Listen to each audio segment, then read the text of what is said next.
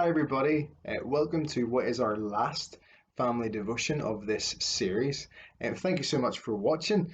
And today, our last one is called Like a Fire Burning Inside. Today, I want us to think about a word, and the word is this: excitement. So I want to begin by asking you this: what do you get really excited about? Now, there's probably loads of things running through your mind as you think about your answer to that question. But I want to share a few things that I think lots of us get excited about. Here's the first one: holidays.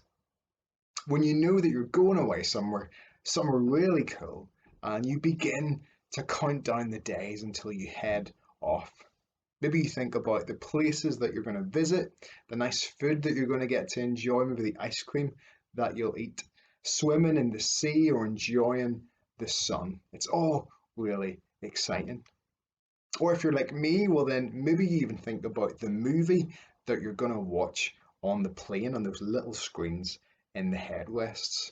Or most importantly, what sweets are you going to go and get a couple of days before you head off on holiday for your hand luggage? Because you need to have some nice sweets for the journey, whether you're going on a plane or a boat or in a car. But the second thing I think lots of us get excited about is our birthdays. When I was a kid, well, I often struggled to get to sleep the night before my birthday because I was just so excited.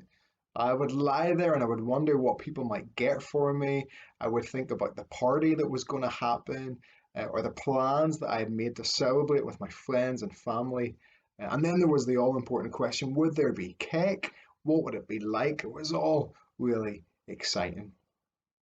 And finally, one thing I think lots of us get excited about is sports. Maybe it's your first trip to see your favourite team play, or maybe it's some sort of big final and your team are in it and they could even win it. I can remember a number of years ago now when Northern Ireland were playing in the European Championships. I got together with some friends to watch them play, and the whole time while we were cheering, we were sitting on the edge of our seats and making all sorts of sound effects every time they had a shot stopped or they blocked the other team from scoring. It was all really exciting. If we're honest, well, I think lots of things in life get us really excited. But today in our Bible passage, well, we see two disciples getting excited about something that is way better than holidays, birthdays, or sports. These two disciples, well, they get excited about Jesus.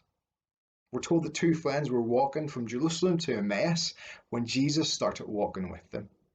Jesus stopped them from saying who he was, and so they talked to him about how sad they felt about everything that had happened to Jesus. They were so disappointed by his death. They hadn't understood Jesus' plan. Let's see what happens next in today's Bible passage. Luke chapter 24, verses 25 to 35 says this. Then Jesus said to them, "You're foolish and slow to realize what is true.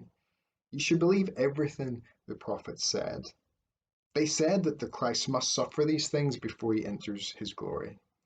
And then Jesus began to explain everything that had been written about himself in the scriptures. He started with Moses, and then he talked about what all the prophets had said about him.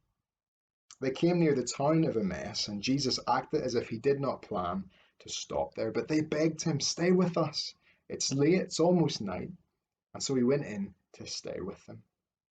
Jesus sat down with them and took some bread.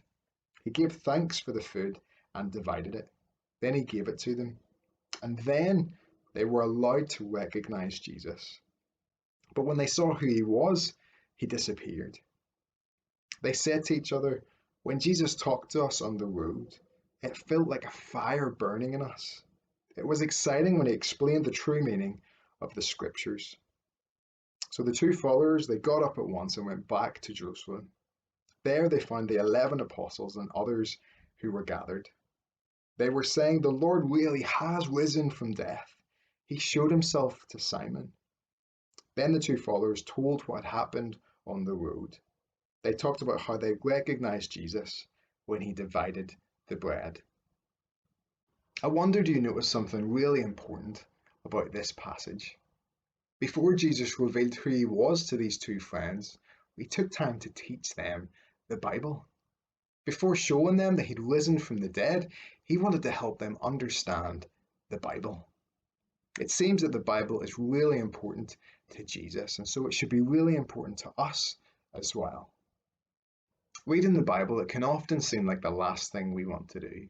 But Jesus wants us to understand something really exciting about it.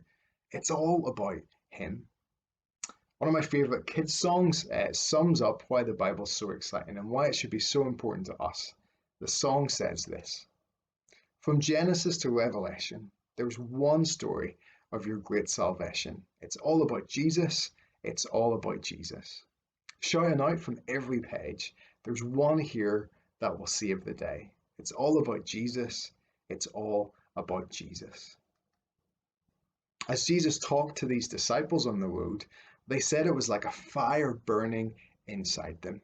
In other words, they got really excited because they saw that the whole Bible was about Jesus and they understood who he really was. Jesus is the promised one of God who came to save us from our sin. Do you get excited by that good news? Have you put your trust in Jesus? The wonder of Easter, the wonder of the cross, is that Jesus came to save us from our sins and to give us life at its best, life with him.